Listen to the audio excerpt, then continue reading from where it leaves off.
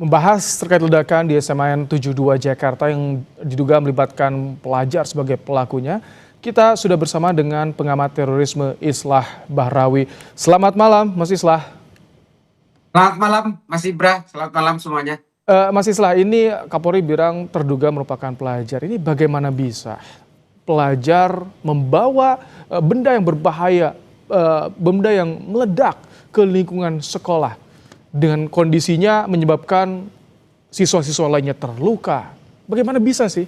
Ini celahnya di mana menurut Anda?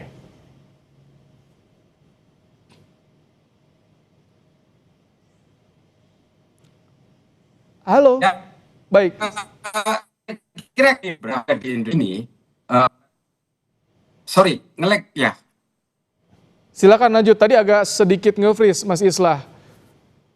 Ya, sebenarnya apa yang terjadi tadi di Jakarta Utara itu sebenarnya juga bagian dari apa yang sering terjadi di belahan dunia lain, gitu ya. Kalau mau dibilang ini aksi terorisme, sebenarnya bukan aksi terorisme seperti aksi terorisme konvensional seperti yang sering kita temui di beberapa aksi teror gitu ya, aksi kekerasan gitu. Tapi apa yang terjadi di Indonesia ini sebenarnya adalah satu hal yang sangat baru gitu ya, yang biasanya terjadi di negara-negara di mana akses terhadap senjata itu sangat mudah. Jadi apa yang terjadi di Indonesia ini kalau dilihat dari angka statistik itu sebenarnya seringkali terjadi di negara-negara di mana akses terhadap senjata api itu sangat mudah untuk didapatkan, sehingga killing spree di beberapa sekolah seperti di Amerika ini sering terjadi gitu. Bahkan sudah terjadi sejak abad ke-19, 20, 21 dan seterusnya. Nah, di Indonesia ini menjadi hal yang baru dan ini bisa memberi gambaran kepada kita semua bahwa tidak selalu aksi teror di dalam satu situs tertentu itu disebabkan oleh faktor ideologi, juga karena faktor hatred atau kebencian atau dan sebagainya, tapi juga saya tadi di Kompas sudah bicara ya, tadi siang bahwa bisa jadi pelaku ini punya relasi langsung dengan situs yang menjadi target. Karena di awal saya mengatakan ini lone actor, ini lone wolf, bukan berbasis jaringan. Kenapa? Dia memilih sekolah tertentu, SMA 72, yang berada di dalam situs militer, di dalam Kodamar ya, di Marinir, di Komplek Marinir. Artinya apa?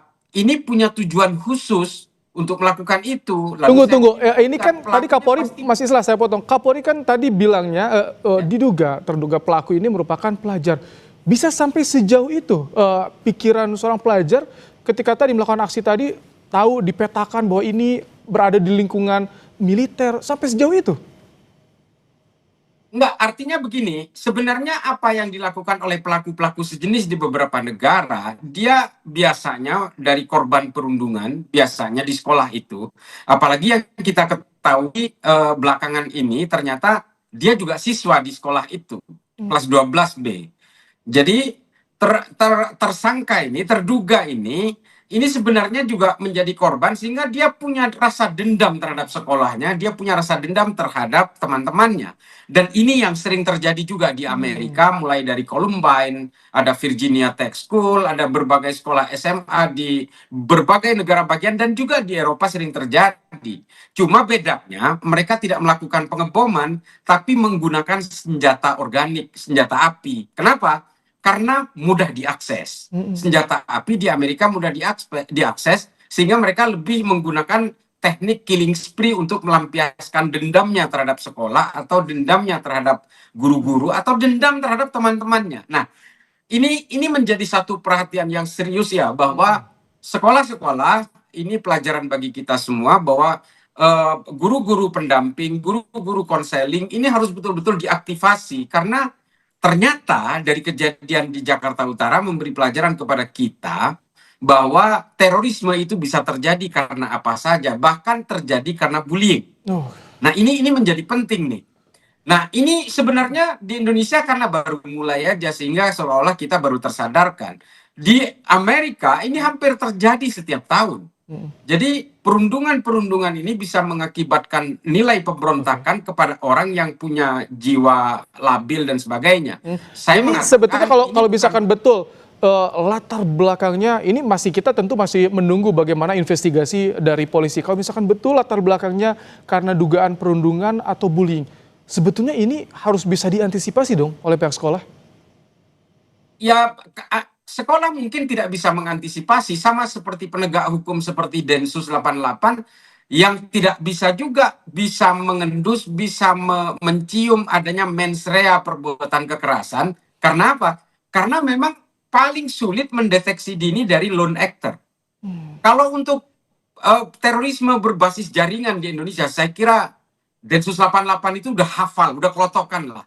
Insya Allah sudah bisa diatasi. Yang menjadi masalah di berbagai negara hari ini adalah aksi-aksi teror, aksi-aksi kekerasan yang dilakukan oleh lone actor, orang-orang yang kecewa, dia memilih introvert, dia memilih diam, sehingga ketika dia mengalami tantrum secara psikologi, dia melakukan kekerasan kepada situs-situs tertentu di mana dia merasa kecewa. Oke. Nah, resiliensi kekecewaan itulah yang kemudian memancing seseorang untuk melakukan aksi kekerasan. Mas Islah, singkat terakhir, jadi ketika misalkan ini sebuah hal atau kasus yang baru yang Anda cermati ini baru, jadi bagaimana ke depan untuk mencegah agar siswa tidak mudah bisa mengakses bagaimana cara-cara melakukan aksi yang seperti teroris dan juga melukai teman-temannya?